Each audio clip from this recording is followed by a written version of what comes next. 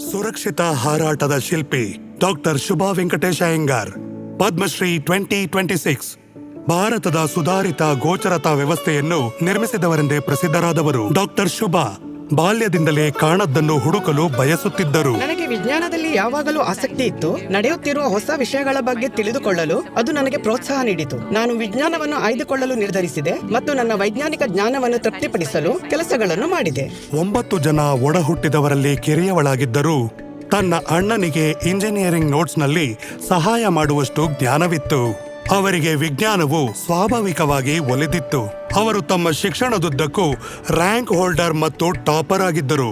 ಇದರಿಂದಾಗಿ ಅವರು ಯಾವುದೇ ಪರೀಕ್ಷೆ ಅಥವಾ ಸಂದರ್ಶನವಿಲ್ಲದೆಯೇ CSIR ಫೆಲೋಶಿಪ್ ಗಳಿಸಿದ್ದರು. ವಸ್ತು ವಿಜ್ಞಾನದಲ್ಲಿನ ಅವರ PhD ಮತ್ತು ಲಾಭದಾಯಕ ಉಷ್ಣ ಭೌತಿಕ ಉಪಕರಣಗಳ ಅಭಿವ್ಯಕ್ತಿಯು ಪ್ರಭಾವಶಾಲಿಯಾಗಿತ್ತು. ಇದು ಹೆಚ್ಚಿನ ಒತ್ತಡ ಮತ್ತು ತಾಪಮಾನಗಳಲ್ಲಿ ಅನೇಕ ವಸ್ತುಗಳಿಗೆ ಹಂತ ರೇಖಾಚಿತ್ರಗಳನ್ನು ಸ್ಥಾಪಿಸುವಲ್ಲಿ ಸುಧಾರಿತ ಸಂಶೋಧನೆಗೆ ಅನುವು ಮಾಡಿಕೊಟ್ಟಿತ್ತು. ವಾಸ್ತವವಾಗಿ ಅವರ 3 ಪ್ರಬಂಧಗಳನ್ನು ನಾಸಾ ತಮ್ಮ ಅಧಿಕೃತ ವರದಿಗಳಲ್ಲಿ ಪ್ರಕಟಿಸಿದೆ. ವರ್ಷಗಳ ನಂತರ ಒಂದು ನಿರ್ಣಾಯಕ ಪರೀಕ್ಷೆಯನ್ನು ಎದುರಿಸಿದರು. ಭಾರತದ ನಿರ್ಣಾಯಕ ಗೋಚರತಾ ವ್ಯವಸ್ಥೆಯು ಸಮಸ್ಯೆಗಳನ್ನು ಎದುರಿಸುತ್ತಿತ್ತು. ಅವರಿಗಿದ್ದಿದ್ದು ಕೇವಲ 3 ತಿಂಗಳುಗಳ ಕಾಲಾವಕಾಶ.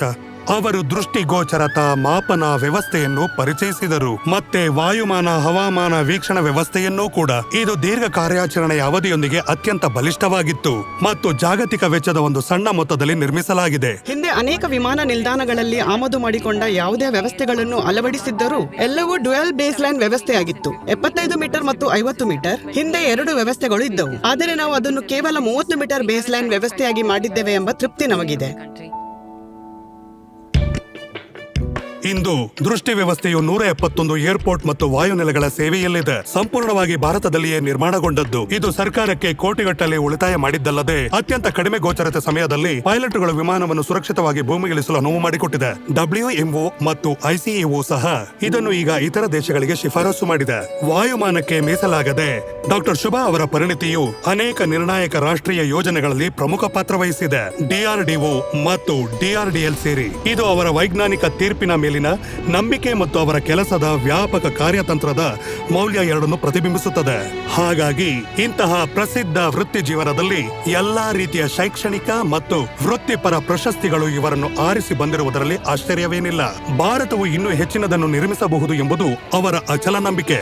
ದೇಶಕ್ಕೆ ಅಗತ್ಯವಿರುವ ಯಾವುದೇ ರೀತಿಯಲ್ಲಿ ಸೇವೆ ಸಲ್ಲಿಸುವುದನ್ನು ಮುಂದುವರಿಸಲು ಬಯಸುತ್ತೇನೆ. ಹೊಸ ವ್ಯವಸ್ಥೆಗಳನ್ನು, ಹೊಸ ತಂತ್ರಗಳನ್ನು ರೂಪಿಸುವುದು, ದೇಶಕ್ಕೆ ಅಗತ್ಯ ಇರುವ ಯಾವುದೇ ರೀತಿಯಲ್ಲಿ ಸಹಾಯ ಮಾಡಲು ಸದಾ ಸಿದ್ಧ. ಡಾಕ್ಟರ್ ಶುಭಾ ವೆಂಕಟೇಶ್ ಅಯ್ಯಂಗಾರ್, ಪದ್ಮಶ್ರೀ 2026. ಕೋಟಿ ಕೋಟಿ ನಮಸ್ಕಾರ.